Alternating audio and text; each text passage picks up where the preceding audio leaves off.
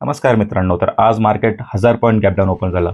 अशा मार्केटमध्ये काय होतं, अशा मार्केटमध्ये किंवा पण व्हॉलॅटिलिटी जास्त असते. त्याच्यामुळे काय झालं, तुम्ही बघा आता 1500चा प्रॉफिट दिसला मला, तर आपल्या रूल्सनुसार मला स्टॉप लॉस ट्रेल करायचा होता आपल्या कॉस्ट टू कॉस्ट. पण चुकून काय झालं, 311ची एंट्री होती, तर मला 311ला करायचं होतं, पण माझ्याकडून चुकून 321ला स्टॉप लॉस मी टाकला आणि त्याच्यामुळे काय झालं, मार्केट सडनली व्हॉलॅटिलिटीमध्ये रिव्हर्सल आला आणि माझा तो स्टॉप लॉस गेला. नाहीतर तिकडं आपला लॉस पण नव्हता ना प्रॉफिट नव्हता.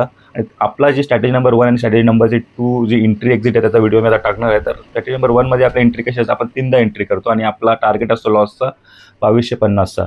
तर काय त्याला दुसरी वेळ मी परत एंट्री करायला गेलो, कारण स्ट्रॅटेजी नंबर 1 मध्ये हा ट्रेड बसत होता. कारण जेव्हा एंट्री केली तर माझी चुकून एंट्री पण चुकीची झाली, कारण 311ला मी पहिले एंट्री घेतली होती. ॲक्च्युली 305ला एंट्री घ्यायची होती मला कॅन्डल लोला, पण मी चुकून 311ला एंट्री केली आणि त्याच्यामुळे काय झालं, परत मार्केट रिव्हर्सल झाला आणि स्टॉप लॉस हिट झाला. पण आपला काय डेली लॉस आहे जो 1500 आणि 2250 तो इंटॅक्ट होता, तो रूल मोडला नाही. पण जो रूल ट्रेड चालू असताना जो क्विकनेस पाहिजे होता, आज तो क्विकनेस माझ्याकडून झाला नाही. कारण कसं, आज एकदम मार्केट खूपच वाढलेलं होता, म्हणून फास्ट करायचा होता आणि मोबाईलवर ते मला जमलं नाही.